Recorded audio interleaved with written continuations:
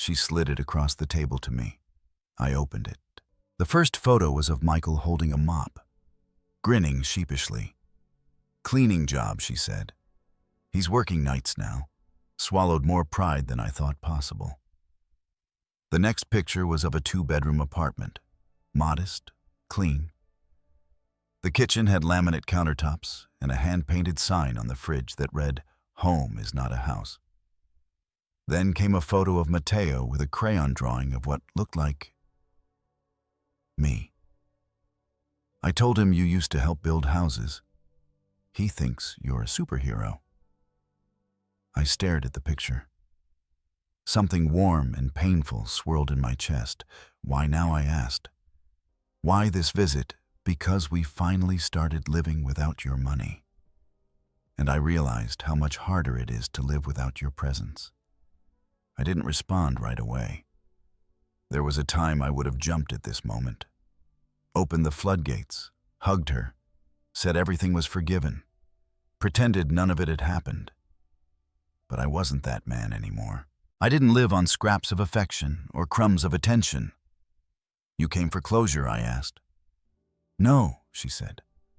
"I came because I wanted you to know. I see it now. All of it. And I understand if you never want to see me again.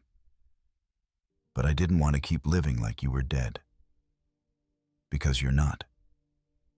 I looked at her for a long time, and I saw the cracks, the vulnerability, the absence of arrogance. It wasn't redemption, but it was a beginning. I walked her to the door. The porch light flickered softly as the sky darkened. "Is Mateo still drawing superheroes?" I asked. She smiled. "He drew one last week with a tool belt and gray hair. I think it was you." "Well, I said he's got good taste." She hesitated, then reached out, not to hug, but to gently squeeze my hand. "Good night, Dad," she whispered. "Good night, Isabella." After she left, I didn't cry. I didn't pour whiskey. I didn't sit on the couch and rehash the past. I just stood in my quiet kitchen, stared at the photo of Mateo's drawing, and smiled. Forgiveness, I realized, wasn't a moment. It was a direction. You didn't give it all at once. You walked toward it step by step. Sometimes slowly, sometimes with tears, sometimes with the sound of quiet footsteps walking away from your door, and the memory of a voice calling you Dad, not because they needed something, but because they meant it. It was a sunny Sunday in late October, the kind of afternoon Spokane rarely gifted before winter. Golden leaves danced across my driveway. The air smelled like wood smoke and endings, but also beginnings.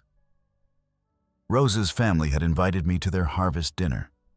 Nothing fancy, just pot roast and pumpkin pie, folding chairs in the backyard, and the sound of kids arguing over who got the biggest slice. I was bringing sweet rolls and a story. But before I left the house, I took one last look at the box sitting by the front door. It was taped neatly labeled with a black marker for Mateo. Open when ready. Inside were things that had no place in my life anymore. Copies of old checks, photos of the house I'd paid for, but never really lived in, a Spokane Review clipping with red ink still scrawled in the margins. A briefcase full of history, not secrets, just truth. But it also held something else, a letter handwritten. I'd written it the night after Isabella came to visit. It said, "Dear Mateo, one day you'll be old enough to ask questions about your parents, about me, about what it means to be a good man. I want you to have facts, but also I want you to know this. Being a good man isn't about how much money you give. It's about how much dignity you keep. And sometimes the bravest thing a man can do is say no, with kindness, but with firmness. This box is not for bitterness. It's just the truth. Keep it or toss it. But promise me this, never let anyone make you feel small for having a good heart. Grandpa Dennis." I sealed the box and placed it in the hall closet. Mateo wasn't ready. But one day he would be. That afternoon, Rosa's youngest ran up to me the moment I stepped into their backyard. "Grandpa Denny," he squealed, wrapping his arms around my legs. I laughed, steadying the tray in my hands. "That's Mr. Sweet Rolls to you, young man." Everyone laughed, even Rosa, wiping her hands on her apron, waving me toward the table. "You made it," she said. "I always do," I replied. And I meant it. Dinner was loud, joyful, chaotic. Someone knocked over a pitcher of cider, the dog ran off with half a dinner roll, and 2 chairs collapsed under the weight of double-stacked teenagers. It was perfect.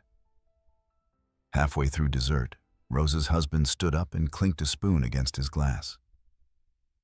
"All right," he said. "Dennis has a story for us." The kids quieted. The adults leaned in. I cleared my throat, suddenly aware that every eye was on me. "I used to think legacy was money," I began. "What you leave behind in bank accounts, in houses, in furniture and checkbooks."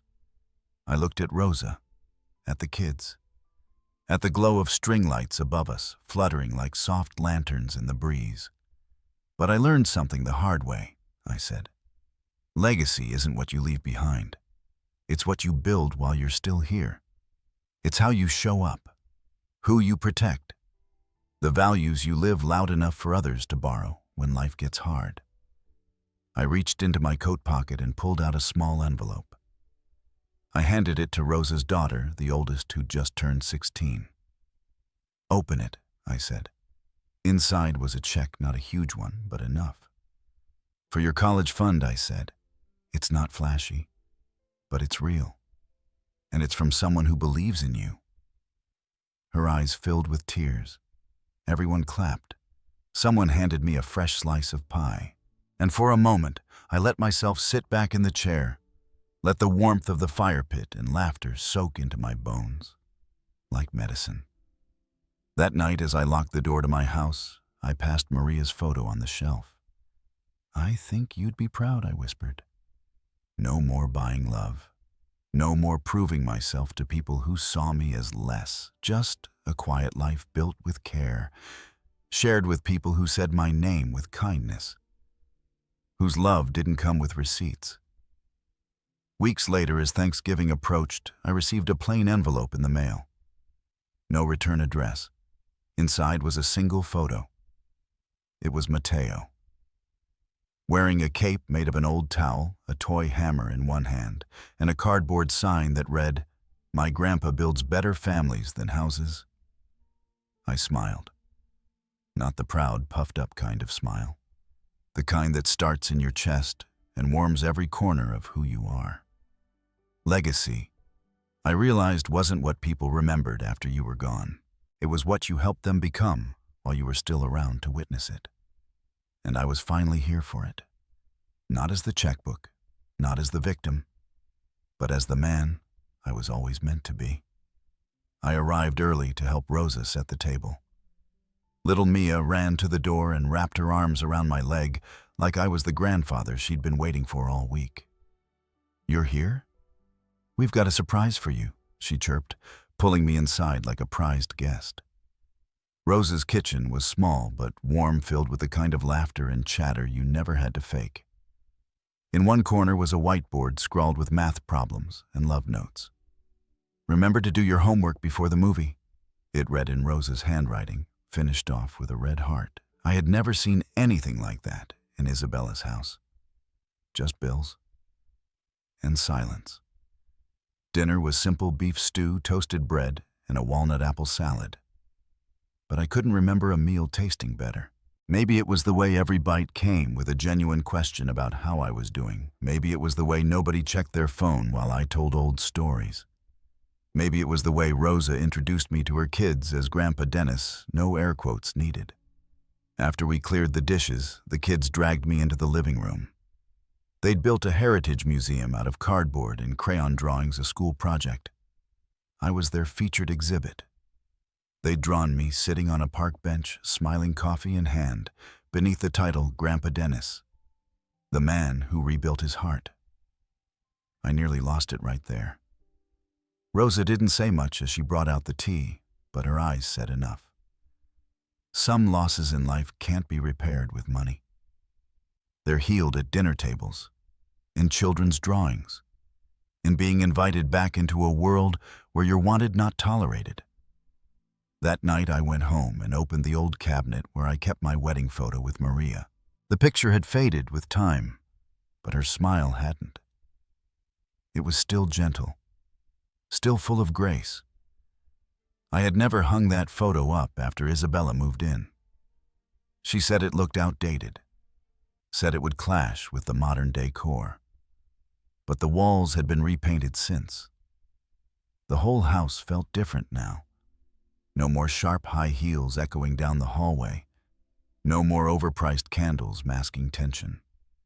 Just me, a cup of tea, and a wedding photo that finally had its rightful place above the mantel. I didn't feel angry at Michael anymore. I understood the weight he'd been carrying, the things he thought he had to sacrifice, including me, to keep the illusion of family alive. But I also understood something deeper.